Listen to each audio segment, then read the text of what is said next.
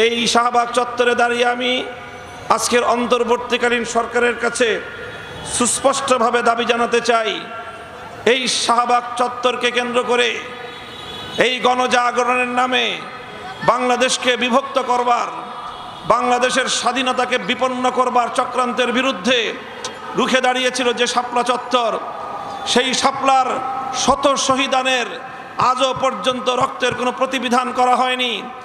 এখনো পর্যন্ত শাপলা চত্বরের বীর শহীদদের হত্যাকাণ্ডের জন্য কোনো রাষ্ট্রীয় উদ্যোগ আমরা লক্ষ্য করতে পারছি না। আমি স্পষ্ট ভাষায় দাবি করতে চাই, একটি স্বাধীন তদন্ত কমিশন গঠনের মধ্য দিয়ে শাপলা চত্বরের সকল হত্যাকাণ্ডের জন্য স্বৈরাচারী খুনি শেখ হাসিনা সহ তার শাপলার সকল সহযোগী খুনিদেরকে অতি দ্রুত আন্তর্জাতিক অপরাধ ট্রাইব্যুনালে মামলা দায়েরের মাধ্যমে বিচার ব্যবস্থা নিশ্চিত করতে হবে। আমি ঢাকা বিশ্ববিদ্যালয়ের এই প্রবেশদ্বারে দাঁড়িয়ে স্মরণ করতে চাই নবাব স্যার সলিমুল্লাহদেরকে, যাদের ত্যাগ এবং অনুদানের ভিত্তিতে প্রতিষ্ঠিত হয়েছিল এই ঢাকা বিশ্ববিদ্যালয়।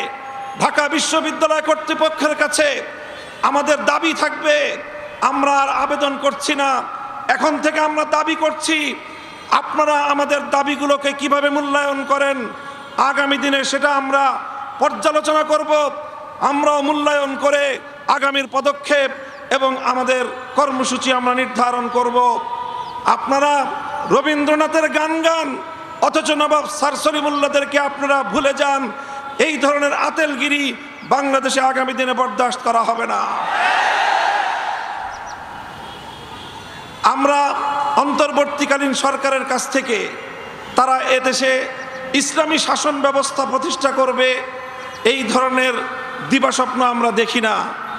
তবে আমরা স্পষ্ট ভাষায় বলতে চাই, আমরা ইসলামী রাষ্ট্র প্রতিষ্ঠার জন্য যে আন্দোলন, যে সংগ্রাম করছি, আমাদের পথে বাধা হয়ে দাঁড়াবার কোনো দুঃসাহস যেন আপনারা না দেখান।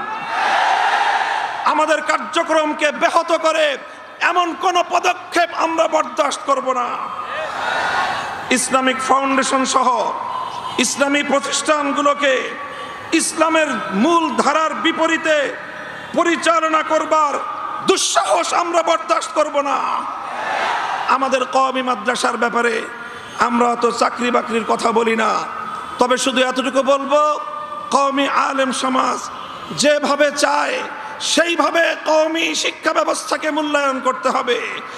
কওমির আলেম সমাজের কাছ থেকে দেশ গঠনে মেধা অনুযায়ী যথাযথভাবে রাষ্ট্রীয় সকল পর্যায়ে তাদের জন্য সেবা প্রদান করবার, কর্মসংস্থানের সুযোগ নিশ্চিত করতে হবে।